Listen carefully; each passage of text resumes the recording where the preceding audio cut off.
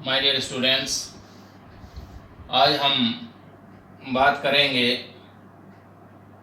Fuel cell यानी कि ईंधन सेल क्या होता है, क्या है ईंधन सेल और किस प्रकार से ये कार्य करते हैं, इस पर आज हम चर्चा करने वाले हैं।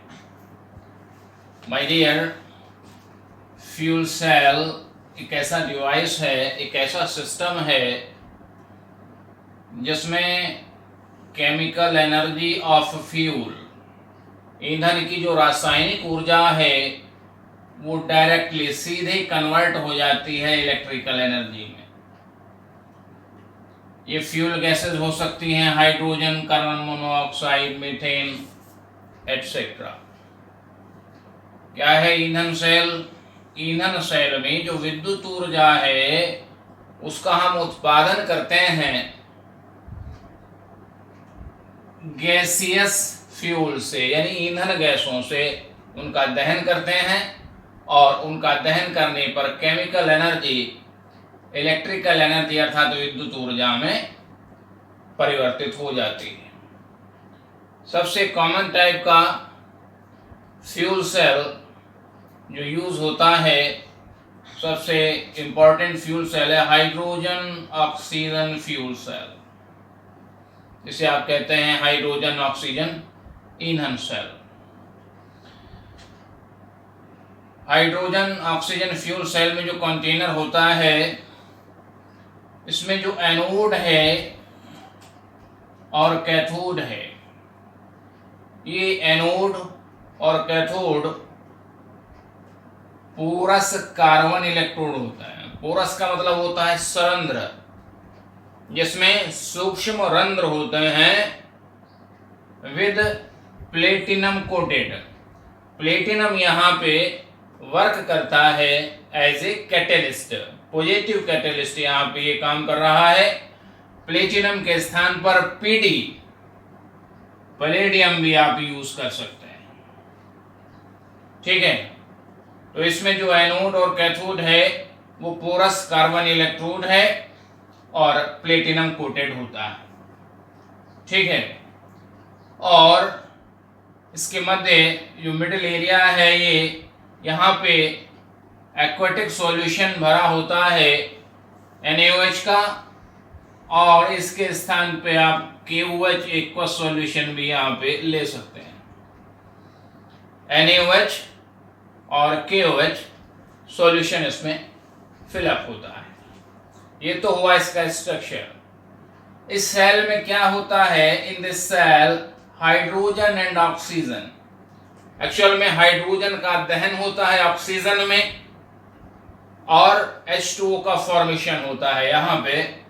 तो हाइड्रोजन और oxygen gas in the form of bubble, bubble के रूप में पोरस कार्बन इलेक्ट्रोड से कॉन्संट्रेट NaOH सॉल्यूशन या फिर KOH सॉल्यूशन में पास की जाती है, ठीक है। जब हाइड्रोजन और ऑक्सीजन गैस को पोरस कार्बन इलेक्ट्रोड से पास कराते हैं तो सेल में कौन कौन से रिएक्शंस होते हैं देखिएगा। हाइड्रोजन गैस हाइड्रोक्सिल आयनों के साथ, हाइड्रोक्सिल कहाँ से आया? जो NaOH है या जो KOH है, ये एक्वेटिक सॉल्यूशन में जाने पर क्या हो जाएगा? डिसोसिएट हो जाएगा Na+ और OH- में, ठीक है। तो NaOH के एक्वेटिक सॉल्यूशन में, NaOH के जलीय विलयन में Na+ और हाइड्रोक्सिल आयन प्रेजेंट होते हैं, ठीक है। हाइड्रोजन गैस आपने पास की यहाँ से, ये पोरस इलेक्ट्रोड से निकल के अंदर आ गई और यहाँ पे हाइड्रोक्सिल आयनों के साथ इसका संयोजन होता है। किसका? हाइड्रोजन गैस का हाइड्रोक्सिल आयनों के साथ संयोजन होता है और वाटर मॉलिक्यूल का फॉर्मेशन होता है। इस क्रिया में इलेक्ट्रॉन रिलीज होते हैं, अर्थात यह ऑक्सीडेशन रिएक्शन है और यह एनोड पर होती है, ठीक है। कैथोड पे कौन सी रिएक्शन होती है? यहां से आपने पास किया ऑक्सीजन। जो ऑक्सीजन है वो वाटर मॉलिक्यूल्स, वाटर के साथ रिएक्ट करता है और हाइड्रोक्सिल आयन का फॉर्मेशन होता है, ठीक है। इलेक्ट्रॉन को चूंकि यहाँ पे ये एक्सेप्ट कर रहा है तो ये रिडक्शन रिएक्शन है और ये कैथोड पे होती है। ओवरऑल सेल रिएक्शन क्या होती है, देखिए 2H2O से 2H2O कैंसिल हो गए तो यहाँ पे 4H2O कितने बचे रिमेनिंग, 2H2O यहाँ पे बचते हैं। 4 इलेक्ट्रॉन से 4 इलेक्ट्रॉन कैंसिल हो गए, 4 हाइड्रोक्सिल से 4 हाइड्रोक्सिल कैंसिल हो गए, तो जो रिमेनिंग पार्ट है रिएक्टेंट्स और प्रोडक्ट का वो क्या होगा, 2H2 gas plus O2 gas और फॉर्मेशन होगा 2H2O लिक्विड। देखिए 2H2O से 2H2O कैंसिल हुए, यहाँ कितने हैं 4H2O है तो 2 से 2 कैंसिल हो जाता है, रिमेनिंग कितने होते हैं मॉलिक्यूल, 2H2O लिक्विड के रिमेनिंग बचे हुए मॉलिक्यूल्स हैं।